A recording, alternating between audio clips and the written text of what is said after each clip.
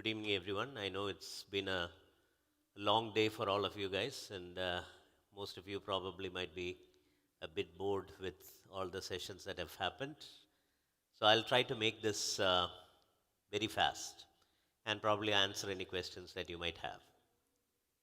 Can we have the presentation? It's already loaded, or? Okay, I'll just use that for, please load that. Use this time for introducing myself. My name is Anup Ambika. I am the CEO of Kerala Startup Mission. How many in the room have got an idea about Kerala Startup Mission? 1, 2, 3. All right. Okay. So 4. I'll tell you what Kerala Startup Mission is. Kerala Startup Mission is a nodal agency that is established by the government of Kerala for promoting technology entrepreneurship. So most of the times, the question that comes to us is, what is a startup? And I usually have some questions because people are usually confusing an MSME with a startup. ചെറുകിട ഇടത്തരം സംരംഭങ്ങൾ എന്ന് പറയുന്ന ആ ചെറിയ യൂണിറ്റുകളെയും സ്റ്റാർട്ടപ്പുകളെയും തമ്മിൽ mix ചെയ്ത് മനസ്സിലാക്കുന്ന ഒരു പ്രവണത നമ്മളുടെ ഇടയ്ക്കുണ്ട്. നമ്മളത് തിരുത്താനും നിൽക്കാറില്ല. കാരണം കേരള ഇസ് നോട്ട് എന്താ പറയുന്നത് highly entrepreneurial state. So we really want people to start up.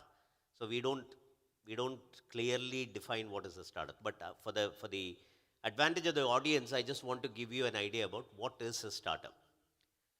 നിങ്ങൾ എത്ര പേർക്കൊരു മനസ്സിലൊരു സ്റ്റാർട്ടപ്പിൻ്റെ പേര് പറയാൻ പറ്റും? നിങ്ങൾ സ്റ്റാർട്ടപ്പുകൾ എന്ന് കരുതുന്ന ഏതെങ്കിലും ഒരു കമ്പനിയുടെ പേര് പറയാൻ പറ്റുമോ? Zomato is one company. Any other companies? Uber is another company. Paytm, right? Paytm is another company, yes. Fresh to Home is another company. അപ്പോൾ ഇതിലെല്ലാം കോമൺ ആയിട്ടുള്ള ഒരു കാര്യം എന്താണ്? Between all these companies, what is common? So there is a technology enablement that has happened. അപ്പം ഭക്ഷണം കൊടുക്കുന്ന കാര്യത്തിലായാലും, കാറ് അല്ലെങ്കിൽ ടാക്സി വിളിക്കുന്ന കാര്യത്തിലായാലും, മീൻ വാങ്ങിക്കുന്ന കാര്യത്തിലായാലും, നമ്മുടെ ഫൈനാൻഷ്യൽ ട്രാൻസാക്ഷൻസ് നടക്കുന്ന കാര്യത്തിലായാലും എല്ലാം there is an element of technology. സാങ്കേതിക വിദ്യയുടെ എന്തോ ഒരു എലിമെൻറ്റ് അതിനകത്തുണ്ട്. Is there anything else that is common between all these companies? സാങ്കേതിക വിദ്യയുടെ ഒരു എലിമെൻ്റ് ഉണ്ട്. അല്ലാതെ വേറെ എന്തെങ്കിലും ഒരു കാര്യം കോമൺ ആയിട്ട് ഉണ്ടെന്ന് തോന്നിയിട്ടുണ്ട് ഈ കമ്പനികളുടെ ഇടയിൽ? So basically you are serving A large number of customers, അല്ലേ? ഒരുപാട് ആൾക്കാർ ഇത് ഉപയോഗിക്കുന്നുണ്ട്. യൂബർ ആയാലും ശരി, സ്വിഗ്ഗി ആയാലും ശരി, ഫ്രഷ് ടു ഹോം ആയാലും ശരി, ഒരു ലാർജ് എമൗണ്ട് ഓഫ് കസ്റ്റമേഴ്സിലേക്ക് എത്തിച്ചേരാൻ, book my show is another example, ഒരു ലാർജ് എമൗണ്ട് ഓഫ് കസ്റ്റമേഴ്സിലേക്ക് എത്തിച്ചേരാൻ ഇവർക്ക് കഴിയുന്നു. അതുവഴി നമുക്ക് എന്ത് പറ്റും? ഒരുപാട് കച്ചവടം നടത്താൻ പറ്റും, അല്ലേ? സാധാരണ ഒരു ചെറുകിട ഇടത്തരം സംരംഭവും സ്റ്റാർട്ടപ്പും തമ്മിലുള്ള ഒരു പ്രധാനപ്പെട്ട വ്യത്യാസം എന്ന് പറഞ്ഞു കഴിഞ്ഞാൽ ഒരു സാങ്കേതിക വിദ്യയുടെ ഒരു എലിമെൻറ്റ് ആ കമ്പനിയിൽ ഉണ്ടാവും. അതാണ് ആദ്യത്തെ. സാങ്കേതിക വിദ്യ എന്ന് പറയുന്നത് നമ്മൾ എപ്പോഴും ഐ ടിയുമായിട്ട് താതാത്മ്യം ചെയ്യാറുണ്ട്. അങ്ങനെയല്ല. It is not just I T. It can be any technology. It can be biotechnology, it can be material sciences, it can be space technology, it can be information technology. But there will be an element of technology which will create a product, a service or a business which will go to a large number of customers and it will create an enormous amount of wealth. അത്രയും ആൾക്കാരുടെ അടുത്തേക്ക് പോകും. അതായത് 150 കോടി ജനങ്ങളുള്ള ഇന്ത്യയിൽ ഒരു 10% ആൾക്കാർ എന്ന് പറഞ്ഞാൽ 15 കോടി ജനങ്ങളുടെ അടുത്തേക്ക് ഒരു തീപ്പെട്ടി വിറ്റാൽ പോലും നമുക്കുണ്ടാക്കാൻ പറ്റുന്ന പൈസ എത്രയാണെന്ന് ഫ്രഷ് ടു ഹോമിൻ്റെ CEO ഒരു ഇൻ്റർവ്യൂ പറയുന്നത് ഞാൻ കേട്ടിട്ടുണ്ട്. So basically you need to get to a large number of customers. My topic today is enabling reverse migration. ഇതിൽ എത്ര പേര് NRIs ഉണ്ട്? അധികം ആൾക്കാർ കാണുന്നില്ല. പകുതി പേര് മീഡിയ വൺകാരായിരിക്കും. 1, 2, 3, 4, 5 പേരെ ഉള്ളോ NRIs ആയിട്ട്? 6. ഓക്കെ. എന്നെങ്കിലും ഒരിക്കൽ നാട്ടിലേക്ക് തിരിച്ചു വരണമെന്ന് ആഗ്രഹമുള്ള എത്ര പേരുണ്ട്? ഒരാൾ, 2, 3, 4. ഒരാൾ പറഞ്ഞില്ല.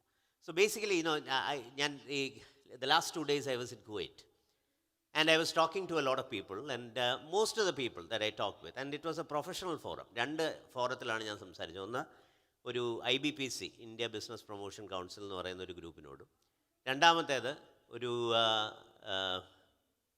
പ്രോഗ്രസീവ് പ്രൊഫഷണൽ ഫോറം, പ്രൊഫഷണലുകളുടെ ഡോക്ടർമാർ, ലോയർമാർ, എഞ്ചിനീയർമാർ ഇവരൊക്കെ അടങ്ങുന്ന ഒരു ഫോറമായിട്ട് ഞാനൊന്ന് സംസാരിച്ചു.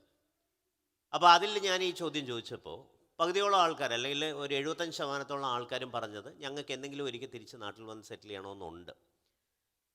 അപ്പം ഞാൻ അവരോട് ചോദിച്ചത് നിങ്ങൾ എന്തുകൊണ്ടാണ് അത് ചെയ്യാത്തത് എന്ന് ചോദിക്കുമ്പോൾ അവരിൽ പലരും പറഞ്ഞതെന്ന് പറഞ്ഞാൽ അവിടെ വന്നിട്ട് എന്ത് ചെയ്യാനാണ് ഞങ്ങൾ, ഇവിടെ ഞങ്ങൾക്കൊരു ജോലിയുണ്ട്, ഞങ്ങൾ ഒക്കുപ്പൈഡ് ആണ്, പക്ഷെ നാട്ടിൽ വന്നിട്ട് എന്ത് ചെയ്യാൻ?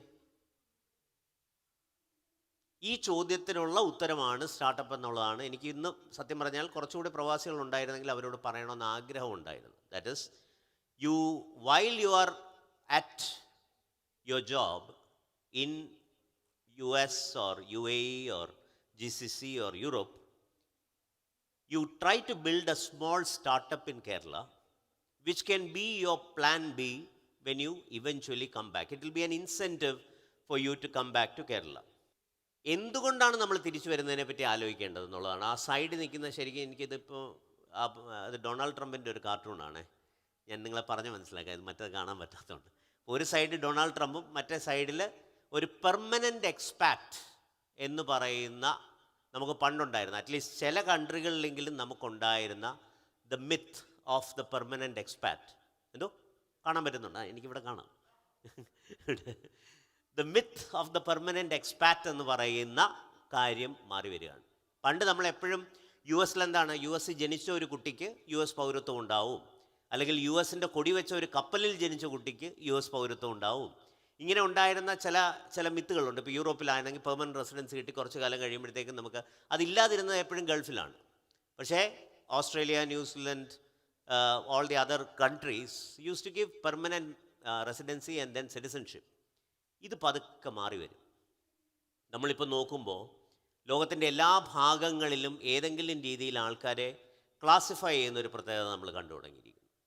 അത് ചിലപ്പോൾ ഹിസ്പാനിക്സ് അല്ലെങ്കിൽ സ്പാനിഷ് എന്നായിരിക്കാം, അല്ലെങ്കിൽ ഇന്ത്യക്കാരെന്നായിരിക്കാം, അല്ലെങ്കിൽ ബ്രൗൺ സ്കിൻഡ് എന്നായിരിക്കാം, അല്ലെങ്കിൽ അറബ്സ് എന്നായിരിക്കാം. ഏതൊക്കെയോ രീതികളിൽ ആൾക്കാരെ ഇങ്ങനെ ക്ലാസിഫൈ ചെയ്ത് തുടങ്ങിയിരിക്കും. Which means that you will truly feel at home only when you are in your mother land or the birth country in which you were born. Which is why you should seriously consider this. And the second thing is, it was always considered as the remittance economy. Kerala എപ്പോഴും ഒരു remittance economy ആയിട്ടാണ് നമ്മൾ കണ്ടിരുന്നത്. അങ്ങനെ ആയിരുന്നു. അത് നമ്മൾ ഗൾഫിൽ പോകുന്നു, കുറച്ച് ജോലി എടുക്കുന്നു, കുറച്ച് കാശ് നാട്ടിലേക്ക് അയച്ചു കൊടുക്കുന്നു. നമ്മളുടെ പല സിനിമകളിലും കാണുന്ന പോലെ ഒരു കുടുംബം ആ കാശ് വെച്ച് കഴിയുന്നു. അപ്പോൾ അതുകൊണ്ട് നമ്മൾ കേരള ഒരു പ്രോസ്പറസ് കൺട്രി ആയിട്ട് ഇങ്ങനെ കുറേ നാൾ മുന്നോട്ട് പോകുന്നു എന്നുള്ളൊരു തോന്നൽ നമുക്കുണ്ടാകുന്നു. പക്ഷേ ഇപ്പോൾ ആ റെമിറ്റൻസിൻ്റെ വരവ് കുറഞ്ഞു തുടങ്ങി.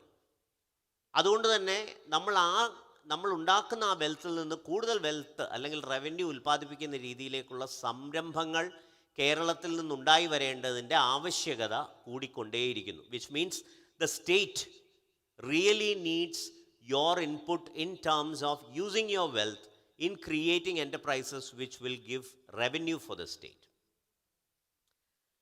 ആൻഡ് എന്തുകൊണ്ടാണ് നിങ്ങളിപ്പോൾ ഇതിനെപ്പറ്റി ആലോചിക്കേണ്ടത് എന്നുള്ളതാണ് ഇത് ഞാൻ ഇന്നിവിടെ പറയാൻ ഉദ്ദേശിച്ച പ്രധാനപ്പെട്ട ഒരു കാര്യം. Why now? What has changed? A lot has changed. Basically Kerala never accepted entrepreneurs as great people.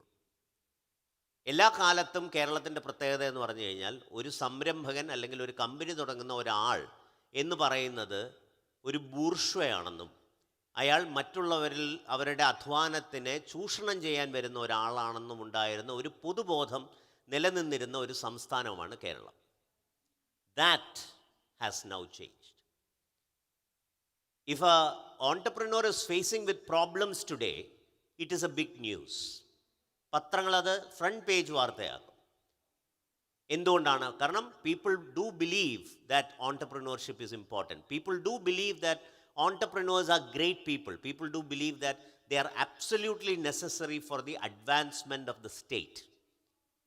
And we have significantly changed our social structure. അതായത് നമ്മൾ ഇപ്പോൾ മലബാറിലെ കാര്യം എനിക്കറിയത്തില്ല, പക്ഷേ തിരുവിതാംകൂറിലും ഒരു പരിധിവരെ കൊച്ചിയും അല്ലെങ്കിൽ തൃശ്ശൂരുമുള്ള പ്രാന്തപ്രദേശങ്ങളിലും പണ്ട് അച്ഛനോടും അമ്മയോടും ഞാനൊരു കമ്പനി തുടങ്ങാൻ പോവുകയാണ് എന്ന് പറഞ്ഞു കഴിഞ്ഞാൽ ഏതാണ്ട് എല്ലാ അച്ഛനമ്മമാരും നമ്മളെ വഴക്ക് പറയും, അല്ലെങ്കിൽ നിനക്ക് വട്ടാണെന്ന് പറയും, അല്ലെങ്കിൽ നീ പോയൊരു ജോലി എടുക്കുകയാണ് ചെയ്യേണ്ടത്, കുറച്ച് ശമ്പളം വാങ്ങിച്ച് വീട്ടിലേക്ക് കാശ് കൊണ്ടുവരികയാണ് ചെയ്യേണ്ടത് എന്ന് പറയുന്ന ഒരു പൊതുബോധത്തിൽ നിന്നും it has come to a state where people have started, or the parents have started to accept entrepreneurship.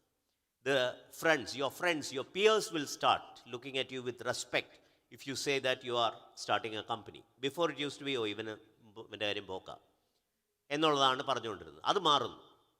അപ്പോൾ അത്തരത്തിലുള്ള ഒരു സാമൂഹ്യ ഘടന മാറി വരികയും നമ്മളൊരു കമ്പനി തുടങ്ങുന്ന ഒരാളെ കുറച്ചുകൂടി ബഹുമാനത്തോടു കൂടി കാണാനും കുറച്ചുകൂടി അയാളൊരു പ്രശസ്തനാവുന്നു, അയാളെ കൊണ്ടാടുന്നു, അയാളെ the society is celebrating entrepreneurs, which is a great thing, which never used to happen in the state of Kerala, which is why we have this unfair advantage for the state of Kerala. If you come in now, you will be respected, you will be treated well, you will be celebrated. So you should come and do this right now. And what is a model that I would propose to the NRIs? അപ്പോൾ ഇന്നലെയും കൂടി എൻ്റെ ഒരു കസിനും ഞാനും കൂടെ ഈ പറഞ്ഞ പോലെ കുവൈറ്റിൽ വണ്ടി ഓടിച്ചുകൊണ്ട് പോയിക്കൊണ്ടിരുന്നപ്പോൾ പുള്ളി എന്നോട് ചോദിക്കായിരുന്നു, ഞാൻ എന്താണ് ചെയ്യേണ്ടത്, ചേട്ടൻ്റെ അഭിപ്രായത്തിൽ ഞാൻ എന്താണ് ചെയ്യേണ്ടത്. ഞാൻ പറഞ്ഞു, Naveen, you have a extremely good setup right now. നീ ഇപ്പോൾ കഴിഞ്ഞ 10-15 കൊല്ലമായിട്ട് കുവൈറ്റിൽ വർക്ക് ചെയ്യുന്നു, നിനക്കൊരു നല്ല വർക്ക് പ്ലേസ് ഉണ്ട്, നാട്ടിൽ വന്നിരുന്ന അവൻ 5 ദിവസം വർക്ക് ചെയ്യാൻ അവൻ്റെ കമ്പനി അവനോട് സമ്മതിച്ചിട്ടുണ്ട്, അത്യാവശ്യം നല്ല ശമ്പളം അവന് കിട്ടുന്നു. Make use of all this to create a small enterprise in Kerala. എന്ത് തരം enterprise എന്നുള്ളത് we can maybe have question answers about that. But there are plenty of opportunities that are available in Kerala where you'll be able to invest and create good businesses. And one of the things that every NRI should aspire to do is to become part of some enterprise, some small enterprise, some startup that is happening in the state of Kerala, which will give you a belonging to the state of Kerala, which will give you a reason to come back to the state of Kerala. You will always feel that there is something back there wherein even if I come back, I will be engaged. And that is a social reason why you should seriously consider this remote founder model, wherein you sit at where you're sitting, whether it be in US, whether it be in GCC, whether it be in Europe, you can still run a company or be part of a company back here in Kerala. And we will make sure that that happens. So how do you what do you work on? ഇതാണ് ഞാൻ നേരത്തെ ചോദിച്ചത്. എന്ത് തരം പ്രോബ്ലംസിലാണ്, അല്ലെ എന്തെല്ലാം കാര്യങ്ങളിലാണ് നമുക്ക് ഇൻവെസ്റ്റ് ചെയ്യാൻ കഴിയുന്നത്? നമുക്ക് ഒരുപാട്, കേരളത്തിൻ്റെ ഒരു പ്രത്യേകത എന്ന് പറഞ്ഞു കഴിഞ്ഞാൽ പല കാര്യങ്ങളിലും ലോകത്തെ ഏറ്റവും ഡെവലപ്ഡ് ആയിട്ടുള്ള നേഷൻസിനോട് അടുത്ത് നിൽക്കുന്ന രീതിയിലുള്ള സോഷ്യൽ ഇൻഡിക്കേറ്റേഴ്സ് ഉള്ള ഒരു സ്ഥലമാണ് കേരളം എന്ന് പറയുന്നത്. അത് ഹെൽത്ത് കെയർ ആയിക്കോട്ടെ, അത് ഹയർ എഡ്യൂക്കേഷൻ ആയിക്കോട്ടെ, അത് എൻവയോൺമെൻറ്റ് അല്ലെങ്കിൽ സസ്റ്റൈനബിലിറ്റി ആയിക്കോട്ടെ, അത് ക്ലൈമറ്റ് റെസിലിയൻസ് ആയിക്കോട്ടെ, അത് ഫാമിംഗ് ആയിക്കോട്ടെ, ഇങ്ങനെ പല കാര്യങ്ങളിലും ലോകത്തെ മികച്ച മാതൃകകളെ അഡോപ്റ്റ് ചെയ്യാൻ തക്കതായിട്ടുള്ള വിദ്യാഭ്യാസമുള്ള, അതിനുള്ള എൻവയോൺമെൻ്റ് ഉള്ള, അതിനുള്ള പൊളിറ്റിക്കൽ ക്ലൈമറ്റ് ഉള്ള ഒരു സ്ഥലമാണ് കേരളം എന്ന് പറയുന്നത്. Which means that you actually have problems that the developed countries are facing. Health കെയറിൽ നമ്മൾ കാണുന്ന പ്രോബ്ലംസ് പലപ്പോഴും അമേരിക്കയിലും ഉണ്ടാവും, ചിലപ്പോൾ യൂറോപ്പിലും ഉണ്ടാവും, ചിലപ്പോൾ ഓസ്ട്രേലിയയിലും ഉണ്ടാവും. Which means if you solve A problem that exist in the healthcare system in Kerala, that can be then transferred to the rest of the world, and money can be made out of that, wealth can be created out of it. അപ്പോൾ you solve this homegrown problems with global eyes. പ്രവാസികൾ എന്നുള്ള രീതിയിൽ നിങ്ങൾക്കുള്ള പ്രത്യേകത എന്താണ്? നിങ്ങൾ ഏറ്റവും പുതിയ സാങ്കേതിക വിദ്യ കണ്ടുകൊണ്ടിരിക്കുന്ന ആൾക്കാരാണ്. അത് കൺസ്ട്രക്ഷനിലായിക്കോട്ടെ, അത് വേസ്റ്റ് മാനേജ്മെൻറ്റിലായിക്കോട്ടെ, അത് വാട്ടർ ട്രീറ്റ്മെൻറ്റിലായിക്കോട്ടെ, ഇത്ര എല്ലാ കാര്യങ്ങളിലും പുതിയ സാങ്കേതിക വിദ്യകൾ, പുതിയ ടെക്നോളജികൾ സ്ഥിരമായി കണ്ടുകൊണ്ടിരിക്കുന്ന ആൾക്കാരാണ് പ്രവാസികളെന്ന് പറയുന്നത്.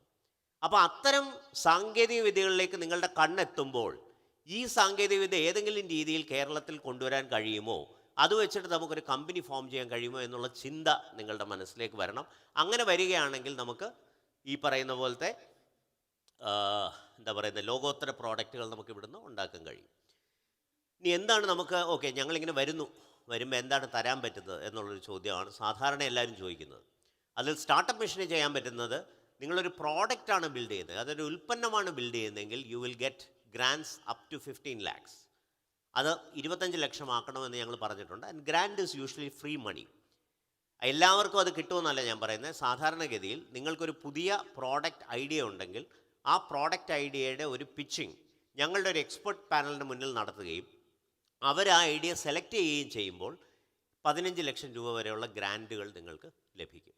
ഇനി സ്റ്റാർട്ടപ്പ് ഇന്ത്യയുടെ ഭാഗമായിട്ടും KFC, KSIDC മുതലായ ഗവൺമെൻറ് ഏജൻസികളുടെ ഭാഗമായിട്ടും നിങ്ങൾക്ക് ഏകദേശം ഒരു 50 ലക്ഷം രൂപ മുതൽ 1 കോടി രൂപ വരെയുള്ള ഫണ്ടിങ് ലഭിക്കാനുള്ള സാധ്യതകൾ ഈ പറയുന്ന നോർക്ക വഴിയും കേരള സ്റ്റാർട്ടപ്പ് മിഷൻ വഴിയും KSIDC വഴിയും KFC വഴിയും വരും. പക്ഷേ പലപ്പോഴും ഇത് വലിയ ബുദ്ധിമുട്ടാണെന്നാണ് പ്രവാസികൾ എന്നോട് പറയാറുള്ളത്. അപ്പോൾ ഞാൻ പറയുന്ന ഒരു simple one stop solution is, if you want to start a company, please contact us and we will facilitate whatever grants, subsidies, schemes that are available. And if you have a problem in terms of clearances, land, etc., just tell us. We will put you in touch with the right people who will help, will try and make the process easier for you.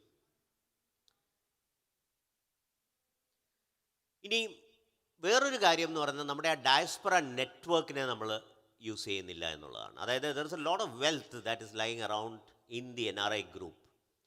ഒരു combined wealth of all the GCC Malayalis എടുത്തു കഴിഞ്ഞാൽ നമ്മൾ പോലും ഞെട്ടിപ്പോകുന്ന ഒരു figure ആയിരിക്കും ചിലപ്പോൾ വരുന്നത്. ഈ ക്യാപിറ്റലിനെ നമുക്ക് കേരളത്തിലേക്ക് കൊണ്ടുവരാനുള്ള ചില പദ്ധതികൾ കൂടി നമ്മൾ കേരളത്തിൽ ആസൂത്രണം ചെയ്യുന്നുണ്ട്. ഞാൻ അതിനെക്കുറിച്ച് വളരെ ഡീറ്റെയിൽഡ് ആയിട്ട് പറയുന്നില്ല. But we call it A feeder fund, which means that you will collect money from NRIs, you will keep it in maybe Dubai or Gift City or something like that, and you will only use it when it is required to scale up the companies that is already successful in Kerala. അപ്പോൾ കേരളത്തിൽ ഏതാണ്ട് 100ഓളം കമ്പനികളുടെ list, സ്റ്റാർട്ടപ്പുകളുടെ list ഞാൻ എഴുതി വെച്ചിട്ടുണ്ട്. ഇപ്പോൾ ഇന്ന് ഒരു ചെറിയ എക്സാമ്പിൾ ഞാൻ പറയാം. എൻ്റെ ഒരു കൂട്ടുകാരൻ ജൂനിയറായിട്ട് പഠിച്ച ഒരു പയ്യനുണ്ട്, ഷബീർ എന്ന് പറയും. Shabeer was here outside talking with me. Shabeer ഏതാണ്ട് ഈ എഞ്ചിനീയറിംഗ് സർവീസസ് അല്ലെ എഞ്ചിനീയറിംഗ് മാനുഫാക്ചറിങ് വഴി ഒരു 15 കോടി രൂപ റവന്യൂ ഉണ്ടാക്കുന്ന ഒരു കമ്പനിയുടെ മുതലാളിയാണ്. ഇന്ത്യയിൽ ആദ്യത്തെ മഡ് പമ്പ് മാനുഫാക്ചർ ചെയ്യാനായിട്ട് ഷബീർ റെഡിയാണ്. ഷബീറിന് അതിനുള്ള ക്ലിയറൻസും കിട്ടിയിട്ടുണ്ട്. ഈ മഡ് പമ്പ് മാനുഫാക്ചർ ചെയ്യാൻ ഷബീറിന് 2 കോടി രൂപ വേണം. ഈ 2 കോടി രൂപയ്ക്ക് ഷബീർ 12% പലിശ കൊടുക്കാൻ തയ്യാറാണ്. എവിടുന്ന് ഈ പ്രോജക്റ്റ് ഫൈനാൻസിങ് കിട്ടും? You can easily make this project financing happening through the NRI or the diaspora network. Similarly, there are many projects that will come our way. ഓരോ ദിവസവും ആൾക്കാർ ഞങ്ങളുടെ അടുത്ത് ഇത്തരത്തിലുള്ള വളരെ ഇൻട്രസ്റ്റിംഗ് ആയിട്ടുള്ള പ്രോജക്റ്റുകൾ വരാറുണ്ട്. അപ്പോൾ അവിടെയുള്ള ഇൻവെസ്റ്റ്മെൻറ്റ് ഓപ്പർച്യൂണിറ്റീസ് ഒന്ന് തുറന്നു കാട്ടുക എന്നുള്ളത് കൂടി ഞങ്ങളുടെ ഒരു ലക്ഷ്യമായിട്ട് ഞങ്ങൾ കരുതിയിട്ടുണ്ട്. ഇനി ഇതാണ് വേറൊരു കാര്യം എനിക്ക് പറയാനുള്ളത്. റിവേഴ്സ് ബ്രെയിൻ ഡ്രെയിൻ റെനസാൻസ് എന്ന് ഞാൻ അതിനെ വിളിക്കും. കാരണം പണ്ട് നമ്മളുടെ നാട്ടിൽ ഒരാൾക്ക് ഒരു വില കിട്ടണമെങ്കിൽ അയാൾ ഗൾഫിൽ പോകണം, ഇവിടെ സർക്കാർ ഉദ്യോഗസ്ഥനല്ലെങ്കിൽ, അല്ലെങ്കിൽ US പോകണം, അല്ലെങ്കിൽ യൂറോപ്പിൽ പോകണം. ഇവിടെ നിൽക്കുന്നവനൊരു വിലയില്ല. അത് ചെറുതായിട്ടൊന്ന് മാറി വരുന്നു എന്നുള്ളതാണ്. നാട്ടിൽ തന്നെ നിന്ന് നാട്ടിൽ തന്നെ കമ്പനികൾ തുടങ്ങി ആ കമ്പനികളെ വളർത്തി വലുതാക്കുന്ന ആൾക്കാർക്ക് നാട്ടിൽ കൂടുതൽ റെസ്പെക്റ്റ് കിട്ടുന്ന ഒരു പ്രതിഭാസം. And I call this the reverse brain drain renaissance. പുറത്തുപോയ ആൾക്കാർ തിരിച്ചു വന്ന് അവരുടെ അറിവും അവരുടെ വെൽത്തും ഉപയോഗിച്ച് നാട്ടിൽ കൂടുതൽ സംരംഭങ്ങൾ തുടങ്ങുന്ന ആ ഒരു ആൾക്കാരെ കൂടുതൽ ബഹുമാനിക്കുന്നതും അവർക്ക് കൂടുതലായിട്ടുള്ള ഒരു സോഷ്യൽ അക്സെപ്റ്റൻസ് കിട്ടുന്ന ഒരു രീതിയിലേക്ക് നമ്മുടെ സമൂഹം മറിയുന്നു. അതിൻ്റെ ഭാഗമാവാൻ കൂടി നിങ്ങൾ ഇവിടെ ഇരിക്കുന്ന ഓരോ പ്രവാസികളെയും ഞാൻ ക്ഷണിക്കുന്നു. ആൻഡ് ഐ തിങ്ക് അറ്റ്ലീസ്റ്റ് ഇതിനകത്തൊരു 50 പേര് ഇപ്പോൾ ഇരിപ്പുണ്ടെങ്കിൽ അതിനകത്തൊന്നൊരു 10 പേരെങ്കിലും അടുത്ത ഒരു 12 മാസം കൊണ്ട് നിങ്ങൾക്ക് എന്തെങ്കിലും ഒരു road map in terms of what you want to do, അല്ലെങ്കിൽ എനിക്കിങ്ങനെ ഒരു കാര്യത്തിൽ താല്പര്യമുണ്ട്, ഇന്നൊരു സെക്ടറിൽ താല്പര്യമുണ്ട് എന്ന് മനസ്സിലാക്കുകയാണെങ്കിൽ I will help you to work with you. I will work with you and our team will work with you, help you create a 12-month road map by which you will be able to participate in any of the MSME or the startup activities that is happening in the state. And there are 2-3 ways in which you can participate. എനിക്ക് സ്വയം ഒരു സംരംഭകനാവാം, എനിക്ക് തന്നെ ഒരു company തുടങ്ങാം. 2, ഒരു കമ്പനിയിൽ എനിക്ക് ഇൻവെസ്റ്റ് ചെയ്യാം, അങ്ങനെ ആ കമ്പനിയിൽ എനിക്ക് മാനസികമായും സാമ്പത്തികമായും ഭാഗമാവാം. 3, ഒരു കമ്പനിക്ക് ഒരു ടെക്നിക്കൽ മെൻറ്ററെ ആവശ്യമുണ്ടെങ്കിൽ എനിക്ക് ആ കമ്പനിയിൽ ആദ്യമേ മെൻറ്ററായിട്ട് ജോയിൻ ചെയ്യാം, അവരെ സഹായിക്കാം, അവരെ ഒരു ടെക്നിക്കലി സപ്പോർട്ട് ചെയ്യാം. എന്നിട്ട് ഒരു ഘട്ടം എത്തുമ്പോഴത്തേക്കും അതിൻ്റെ അടുത്ത സ്റ്റെപ്പിലേക്ക് നീങ്ങി മേ ബി എനിക്ക് അതിനകത്തൊരു ഇൻവെസ്റ്റർ ആവുകയോ അല്ലെങ്കിൽ അതിൻ്റെ ഒരു പാർട്ടാവുകയോ മാറാൻ കഴിയും. ഇങ്ങനെ 3 രീതിയിൽ. So you can become A technology mentor, you can become an investor, you can become an entrepreneur in starting this journey. And today I would like to urge each and every one of you to seriously think about starting something in Kerala. We call this campaign തിരികെ വരുന്ന ആൾക്കാർക്ക് പുതിയ കമ്പനികൾ തുടങ്ങാനുള്ള എല്ലാ സഹായ സഹകരണങ്ങളും ഉറപ്പാക്കുന്ന ഒരു പദ്ധതിക്ക് നമ്മൾ രൂപം കൊടുത്ത് നടപ്പിലാക്കിക്കൊണ്ടിരിക്കുകയാണ്. and we would like to have all of you become part of the SME enterprises as well as the startups that is getting incorporated in the state of Kerala in one form or the other. With that, I kind of come to the close of my presentation. I'll be happy to answer any questions that you have. Good afternoon, sir. Wonderful presentation. Just want to know, you mentioned while you were narrating the support that you offer for the entrepreneurs or the startups that produce something, the products. What about they are invested in the service sector? What are the support system that you provide? Right. Thank you. And maybe also quickly, if you have time, where is the difference lies between the MSME and startup? Thank you. രണ്ടാമത്തെ ചോദ്യം ആദ്യം ഉത്തരം പറയാം, അത് എളുപ്പമുള്ള ചോദ്യമാണ്. MSME എന്ന് പറയുന്നത് ഒരു വർഷം ഒരു സർട്ടൺ പെർസെൻറ്റേജിൽ ഗ്രോ ചെയ്യുന്ന കമ്പനികളാണ്. അതായത് 10%, 20%, 30% growth. So you will have an year over year growth of 10%, 20%, 30%. So it's A linear growth.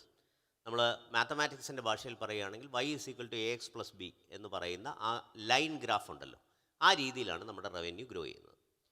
സ്റ്റാർട്ടപ്പുകൾ ഇൻ ഇറ്റ്സ് ട്രഡീഷണൽ സെൻസ്, അതായത് ലോകമെമ്പാടും സ്റ്റാർട്ടപ്പുകളെ ഡിഫൈൻ ചെയ്തിരിക്കുന്ന രീതിയിൽ അതിൻ്റെ റവന്യൂ ഗ്രോത്ത് എന്ന് പറയുന്നത് y=e⁻x എന്ന് പറയുന്ന നമ്മുടെ ലോഗരിതം ഗ്രാഫ് ഉണ്ടല്ലോ, ഇങ്ങനെ ഗ്രോ ചെയ്യുന്ന ഒരു കർവ് ഗ്രാഫ്. അതായത് സ്റ്റാർട്ടപ്പുകളുടെ ആദ്യ കാലഘട്ടങ്ങളിൽ അവരുടെ റവന്യൂ എന്ന് പറയുന്നത് വളരെ വളരെ വളരെ കുറവായിരിക്കും. പക്ഷേ ഒരിക്കൽ അവർ റവന്യൂ ഗെയിൻ ചെയ്ത് തുടങ്ങിക്കഴിഞ്ഞു കഴിഞ്ഞാൽ then the growth is going to be exponential. So the difference between startups and MSME is that the MSME growth is always going to be linear, the startup growth is always going to be exponential. അങ്ങനെ ചെയ്യണമെന്നുണ്ടെങ്കിൽ ആണ് ഈ സാങ്കേതിക വിദ്യയുടെ ഉപയോഗം വരുന്നത്. അതായത് ആൾക്കാരെ വെച്ചിട്ട് കൂടുതൽ കൂടുതൽ കാര്യങ്ങൾ ചെയ്യുന്ന ഒരാൾക്ക് ലീനിയറായിട്ടേ ഗ്രോ ചെയ്യാൻ കഴിയും. പക്ഷേ സാങ്കേതിക വിദ്യയുടെ സഹായത്തോടെ നമ്മൾ ഒരു പ്രോസസ്സിനെ അല്ലെങ്കിൽ ഒരു പ്രോഡക്റ്റിനെ ഒരുപാട് ആൾക്കാരിലേക്ക് എത്തിക്കാൻ ശ്രമിക്കുന്ന ഒരു കമ്പനി ഫോം ചെയ്ത് കഴിഞ്ഞാൽ, അതാണ് ബുക്ക് മൈ ഷോ, അതാണ് സൊമാറ്റോ, അതാണ് സ്വിഗ്ഗി, അതാണ് യൂബർ, അല്ലേ? പണ്ട് നമ്മൾ ടാക്സി സ്റ്റാൻഡുകളിൽ നിന്ന് ടാക്സി വിളിച്ചതിന് പകരം ഇന്നൊരു ക്ലിക്ക് ഓഫ് എ ബട്ടണിൽ ലോകമെമ്പാടുമുള്ള ആൾക്കാർ ടാക്സി വിളിക്കുന്നു, എല്ലായിടത്തുമുള്ള ആൾക്കാർ ഭക്ഷണം ഓർഡർ ചെയ്യുന്നു. അങ്ങനെ വരുമ്പോഴത്തേക്കും വലിയൊരു സെറ്റ് ഓഫ് ആൾക്കാരെ കേറ്റർ ചെയ്യാൻ നമുക്ക് കഴിയുന്നു. അതുവഴി വലിയ റവന്യൂ നമുക്ക് ഉണ്ടാക്കാൻ പറ്റുന്നു. നമുക്ക് ആദ്യകാലത്ത് ഈ പ്രോഡക്റ്റ് ബിൽഡ് ചെയ്യുമ്പോൾ മാത്രമാണ് റവന്യൂ ഇല്ലാതിരിക്കുന്നത്. അപ്പോൾ അവിടെ ആദ്യകാലത്ത് ഈ പ്രോഡക്റ്റ് ബിൽഡ് ചെയ്യുമ്പോൾ റവന്യൂ ഇല്ലാതിരിക്കുന്നത് കൊണ്ടാണ് സർക്കാർ എന്ത് ചെയ്യുന്നത്, അവിടെ ഗ്രാൻഡ് കൊടുക്കുന്നത്. മറ്റാരും അവിടെ പൈസ കൊടുക്കില്ല, ബാങ്ക് പൈസ കൊടുക്കില്ല, വെഞ്ചർ ക്യാപിറ്റൽ പൈസ കൊടുക്കില്ല, ചില ഏഞ്ചൽ ഇൻവെസ്റ്റേഴ്സ് പൈസ കൊടുക്കും. പക്ഷേ government will give A grand to take an idea into a small product. And once you have a prototype, then more money will flow from multiple regions so that you can build. Services we don't. Grant നമ്മൾ കൊടുക്കാറില്ല. കാരണം service എന്ന് പറഞ്ഞു കഴിഞ്ഞാൽ എന്നെ സംബന്ധിച്ച്, അല്ലെങ്കിൽ പൊതുവെ ഒരു ലോകത്തിലെ അതിൻ്റെ ഡെഫിനിഷൻ അനുസരിച്ച്, നമുക്കൊരു സേവന മേഖലയിൽ നമ്മളൊരു സേവനം കൊടുക്കുമ്പോൾ ആ സേവനത്തിൻ്റെ പൈസ വളരെ പെട്ടെന്ന് തന്നെ നമുക്ക് തിരിച്ച് കിട്ടും. So you always build A services company based on credit. ബാങ്കിൽ നിന്ന് ലോൺ എടുത്തോ അല്ലെങ്കിൽ ഇൻഡിവിജ്വൽ ഇൻവെസ്റ്റേഴ്സിൻ്റെ കയ്യിൽ നിന്ന് ലോൺ എടുത്തോ ആയിരിക്കണം എപ്പോഴും ഒരു സർവീസ് കമ്പനി തുടങ്ങേണ്ടത്. It should not be based on the investor money. Investor will not put money because they will not see that kind of growth in the services industry. അപ്പോൾ ഞങ്ങളും അതുപോലെ തന്നെയാണ്. സർവീസ് കമ്പനികൾക്ക് നമ്മൾ സ്റ്റാർട്ടപ്പ് രജിസ്ട്രേഷൻ കൊടുക്കും, പക്ഷേ അവർക്ക് ഗ്രാൻഡ് കൊടുക്കാറില്ല, ലോൺ കൊടുക്കാറുണ്ട്. I think I answered your question. Any other questions? Thank you, sir, for your wonderful presentation. It was very useful. സാധാരണ ഈ പ്രവാസികളെ ഫോക്കസ് ചെയ്തിട്ടാണ് സാർ സംസാരിച്ചത്. എല്ലാവരും പറയും പ്രവാസികളെ സഹായിക്കും, അത് ചെയ്യും ഇത് ചെയ്യും എന്നൊക്കെ പറയും. പക്ഷേ പ്രാക്ടിക്കലി എല്ലാവർക്കും പ്രവാസികളെ ഞങ്ങൾക്ക് തോന്നുന്നത്, എന്നെപ്പോലെ ഒരുപാട് പ്രവാസികൾക്ക് തോന്നുന്നത് ഉണ്ടാവാറില്ല എന്നുള്ളതാണ്. ഗ്രൗണ്ട് ലെവൽ സപ്പോർട്ട് ശരിക്കും കിട്ടുന്നില്ല എന്നുള്ളതാണ് സത്യം. ഈവൻ ചെറിയ ഇൻഡസ്ട്രി ആയാലും ഇൻവെസ്റ്റ്മെൻ്റ് ആയാലും വലിയ ഇൻവെസ്റ്റ്മെൻ്റ് ആയാലും അതൊരു യാഥാർത്ഥ്യമാണ്. അപ്പം നമ്മൾ സാറ് പറഞ്ഞ പോലെ ഈ റെമിറ്റൻസ് ടു റവന്യൂ, ആ ട്രാൻസിഷൻ വർഷങ്ങൾക്ക് മുമ്പ് ചെയ്തിരുന്നെങ്കിൽ കേരളം ഇതിൻ്റെ ഇന്ത്യയിലെയും ലോകത്തെ തന്നെ വലിയൊരു ഹബ്ബാവുമായിരുന്നു.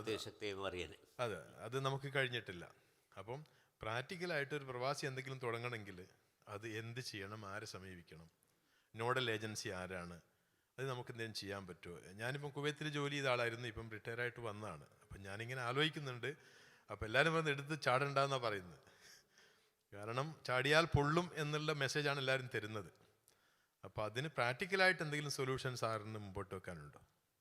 അല്ല, പ്രാക്ടിക്കലായ സൊല്യൂഷൻ എന്നല്ല, എൻ്റെ ഒരു ഞാനും തിരിച്ചു വന്ന് പുറത്തുനിന്ന് തിരിച്ചു വന്ന് കച്ചവടം തുടങ്ങിയ ഒരാളാണ്. പക്ഷെ നമ്മൾ ഈ IT മേഖലയിൽ വർക്ക് ചെയ്യുന്നവർക്ക് പൊതുവെ ഒരു ഇൻസുലേഷൻ ഉണ്ട്. നമ്മൾ മറ്റൊരു മാനുഫാക്ചറിങ് യൂണിറ്റോ അല്ലെങ്കിൽ ഒരു കൺസ്ട്രക്ഷൻ യൂണിറ്റോ ഒക്കെ തുടങ്ങുന്ന പോലത്തെ പ്രശ്നങ്ങൾ ഞങ്ങൾക്ക് സാധാരണ ഫേസ് ചെയ്യേണ്ടി വരാറില്ല.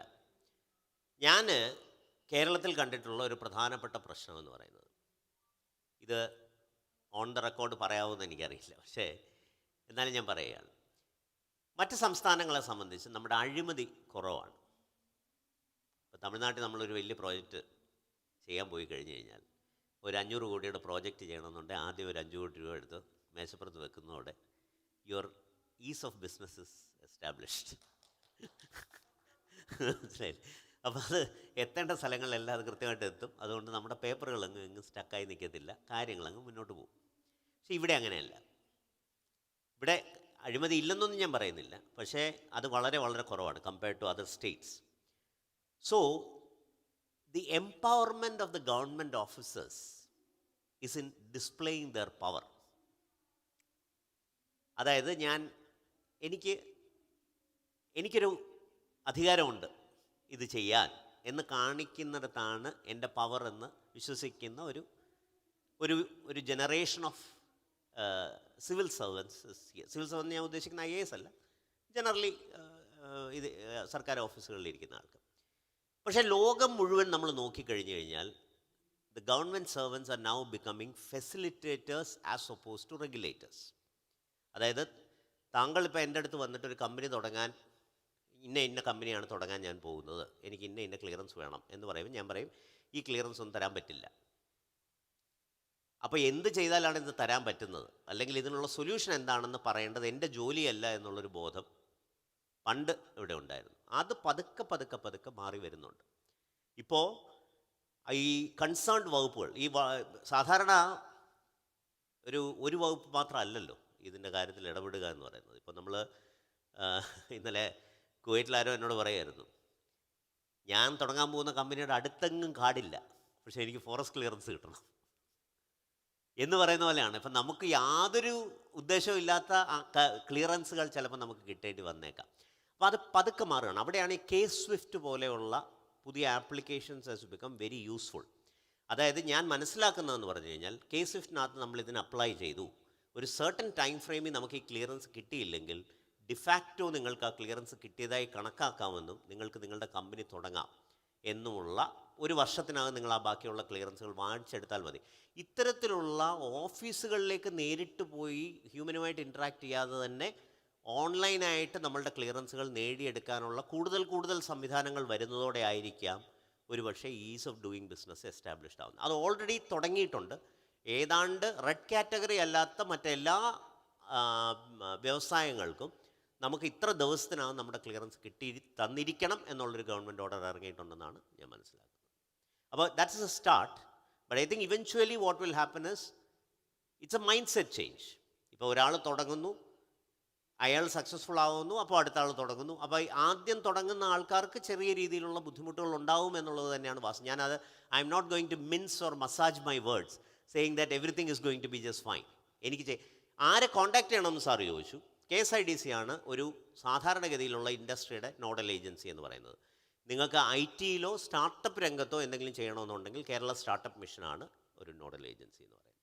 ഞങ്ങളെ സമീപിച്ചു കഴിഞ്ഞാൽ we will do all the possible help. ഇനി അല്ല മറ്റിടത്ത് ആരെയും കണക്ട് ചെയ്യാൻ പറ്റുന്നില്ലെന്ന് പറഞ്ഞാലും ഞങ്ങളെ സമീപിച്ചു കഴിഞ്ഞാൽ will put you in touch with the right people. So you can always come. ഞാൻ അതാ നേരത്തെ പറഞ്ഞത്. ബേസിക്കലി നമ്മൾ ഈ എല്ലാ ഗ്രാൻഡുകളും സ്കീമുകളും എല്ലാം എഴുതി വെച്ചാലൊന്നും നിങ്ങൾ ഓർക്കാനൊന്നും പോകുന്നില്ല.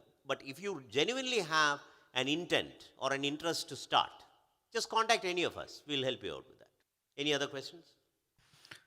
നമസ്കാരം. ഞാൻ NRI ആയിരുന്നു. കഴിഞ്ഞ 2 വർഷമായിട്ട് ഇന്ത്യയിൽ തന്നെ ഉണ്ട്. സാർ, സാധാരണഗതിയിൽ സ്റ്റാർട്ടപ്പ് എന്ന് ഉദ്ദേശിക്കുന്ന സാർ അതിൻ്റെ ഡെഫിനേഷൻ തന്നു. ഒരു യുണീക്കായിട്ടുള്ള കോൺസെപ്റ്റ് ആയിരിക്കും, ടെക്നോളജിക്കലി ഡ്രിവൺ ആയിരിക്കാം. അപ്പോൾ ഇന്ത്യയിൽ ഇന്ന് നടന്നുകൊണ്ടിരിക്കുന്ന സ്റ്റാർട്ടപ്പ് കമ്പനികളിൽ മോർ ദാൻ 80% സർവീസ് സെക്ടർ ഉള്ളതാണ് എൻ്റെ അറിവ്. For example Uber, Ola, Zepto എന്തെടുത്തു കഴിഞ്ഞാൽ ഉബർ, ഓല, സേവന മേഖല എന്ന് പറയുന്നതിൽ നമുക്കതിനെ രണ്ടായിട്ട് കാണണേ, ഞാനതൊന്ന് കട്ട് ചെയ്ത് പറയാം. പ്രാക്ടോ എന്ന് പറയുന്നൊരു അറിയാമല്ലോ. അറിയാം. അപ്പോൾ ഒരു ക്ലിനിക് മാനേജ്മെൻറ്റ് സിസ്റ്റം എന്ന് പറയുന്നതും ഒരു ക്ലിനിക്ക് റൺ ചെയ്യുന്നതും തമ്മിലൊരു വ്യത്യാസമുണ്ട്. ഇപ്പോൾ ഞാനൊരു ഡെൻ്റൽ ക്ലിനിക്ക് റൺ ചെയ്യും, ഞാനൊരു BDS ഡോക്ടർ അല്ലെ MDS ഡോക്ടറാണ്, ഞാനൊരു ഡെൻ്റൽ ക്ലിനിക്ക് റൺ ചെയ്യുകയാണ്. I'm still delivering a service അല്ലേ. Yes. But Practo is you are creating a platform to deliver a service. So there is a slight difference between the first service and the second service.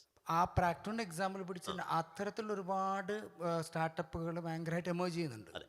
അപ്പം ഒരു പുതിയൊരു idea ഇപ്പോൾ traditional ആയിട്ട് വരുന്ന, ഇപ്പോൾ ഞാനൊരു product manufacture ചെയ്യുകയാണെങ്കിൽ എന്നെ സംബന്ധിച്ച് കുറച്ച് ഈസിയാണ്. ഒരു നല്ലൊരു പ്രൊഡക്റ്റ് ഉണ്ടാക്കി 2 റീലടിച്ചു, പിന്നെ അതിനൊരു ആമസോൺ പ്ലാറ്റ്ഫോമിൽ ഇട്ട് കഴിഞ്ഞാൽ ഒരു സപ്പോർട്ടും ആവശ്യമില്ല. ഇന്നിപ്പം ഓരോ ദിവസവും ഓരോ പ്രോഡക്റ്റ് വരുന്നതാണ്.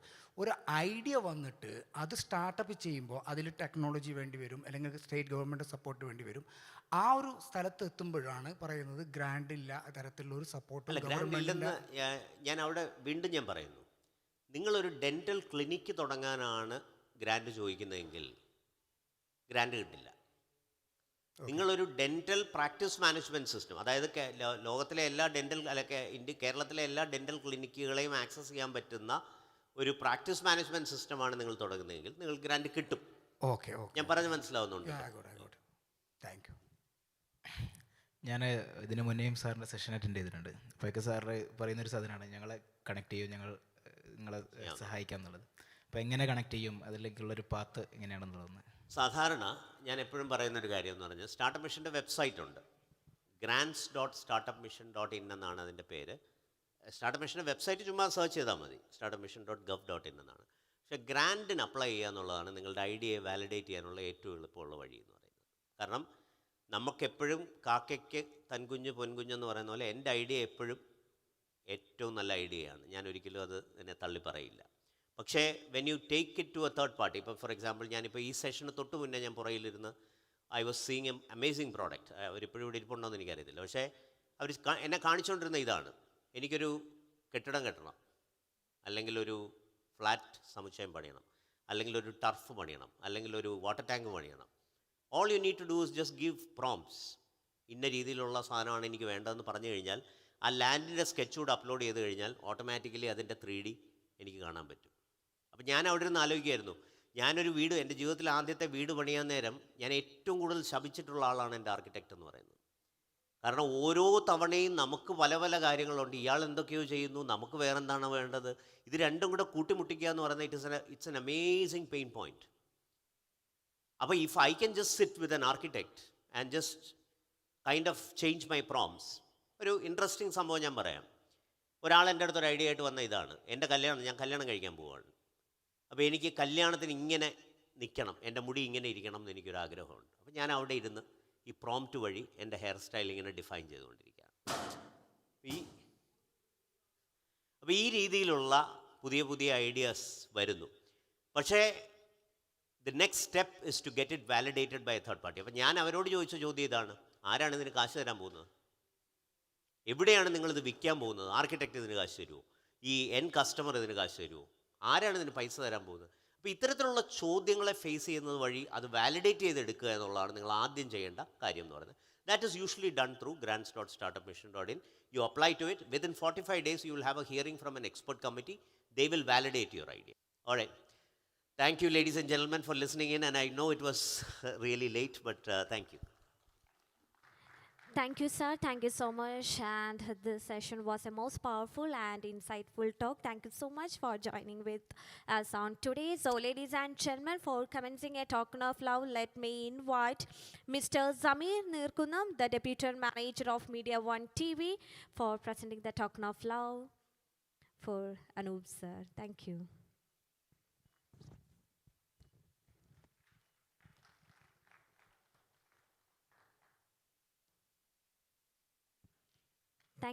Thank you so much.